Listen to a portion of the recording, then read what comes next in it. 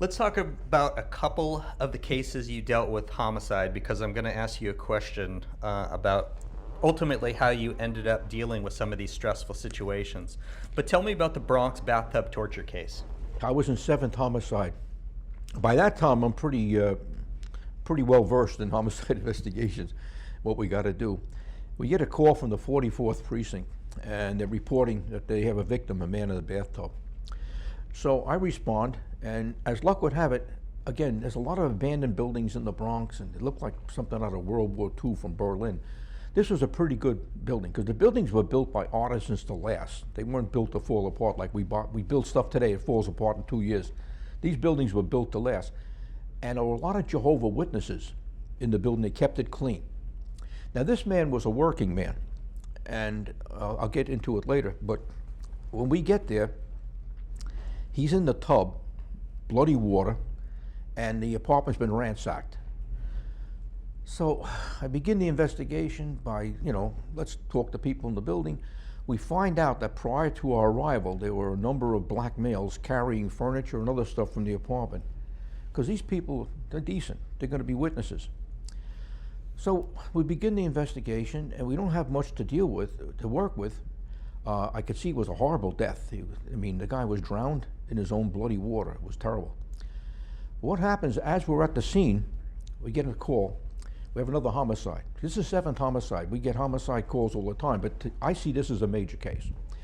So I said, send a night watch, because we're here, and I want every detective on duty to respond to this case, because I want to canvass the building, I want to find information.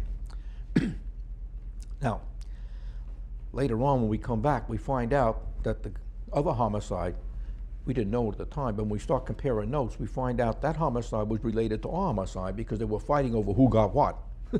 So one guy gets shot and killed, the other guy ends up at a hospital in Manhattan.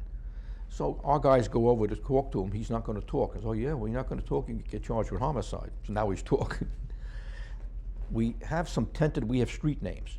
And as luck would have it, one of the people in the building recognized a female that was part of this crowd.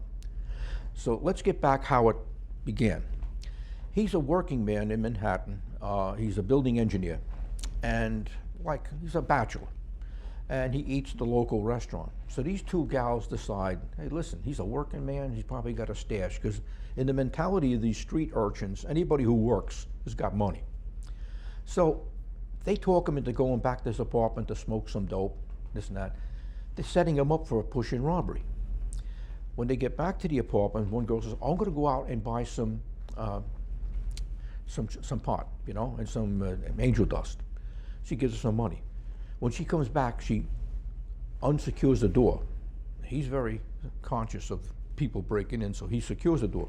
Meanwhile, the other girl excuses herself to go to the bathroom. Next thing you know, she undoes the door, in come 5 thugs, and this poor guy goes through hell, looking for his stash, right? Torturing him, putting his head in the water. Terrible situation. Anyway, he had about $1,000 worth of tools. But what would these idiots know what to do with tools? Because they don't work. But that was the real stash, his tools. Well, by now we have information. Within 2 or 3 days, we pick up one of the girls, because we have a picture in her yearbook, and we get information on the other gal. And in the meantime, we're getting street information, street informants. And we got the name of the leader, the guy who's leading it. Well, we're putting together a pretty good case. We got the 2 girls under arrest, and we had a pretty good idea on who the other people are. And here's a clinker. This informant that we had we weren't handling. The lieutenant was handling. He never had an informant before, so he was very enamored by the fact that he has an informant. The informant's playing him both ways, okay? He's playing him, and he's giving up half information, and we're trying to react to it. Anyway, we get information on who this team is, and the word is they're leaving the city because of the heat. There's a lot of press on this because of how this went down and the torture and everything. And the word is they're going to go out, they're going to leave the city. So they're going to hit a numbers place in Mount Vernon, New York, which is a city above the Bronx. And they're also doing another stash, so they're getting money. And the word is they're going to Georgia. And they're leaving on this midnight bus or whatever. sounds like a song, the midnight bus to Georgia. Anyway, they're on their way to Georgia. So I get the information. I put out a teletype, And me and a detective race out to the airport to jump on a plane to beat them to Georgia. So they have to connect to Atlanta to get to where they're going. And the bus comes in, they're not on the bus. It's pretty embarrassing. Now I'm going to have to explain how I jumped on a plane without authorization. So I come back to the Bronx, and the informant is arrested now. So it's me and this other detective, and the informant calls from jail. I want to tell you the truth now. Now, you ain't telling us shit. You sent me on a goose chase to Georgia. And by the way, Detective Ralph is very upset. You want to make him upset. No, please, please. So we go to the Rikers Island to talk to him. Now, he had been arrested for robbery, and the district attorney said, you can't speak to him. Well, I can't speak to him about robbery, but I can speak to him about homicide. So he tells us, I really lied. They're on their way to California. I said, what are you, out of your freaking mind? You sent me to California. So now we corroborated. They're on their way to California. So I'm putting out another teletype. So the people downtown say, I thought you were going to Georgia. I said, I made a mistake. They're going to California. So I got this nationwide teletype. And it's really bad, Niles. It's really bad. I'm getting myself jammed up administratively like crazy. Anyway, the bus comes into California. They're not on it, L.A. I says, oh, shit, what happened? So we put our people on.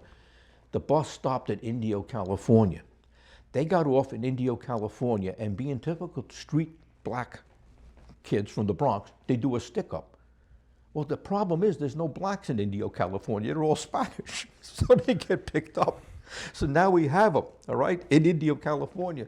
So we're going to go see if they're extradited. So the district attorney says, you shouldn't have talked to him. I said, listen, pal, I know the law just like you know the law. I didn't speak about robbery. I've spoken about homicide. All I need to know from you if you're going to extradite. Well, I'm not going to extradite. I said, that's not the question. Are you going to extradite these people back to New York for the homicide? Because if you can't make that decision, call somebody who can, because we have them in jail in India.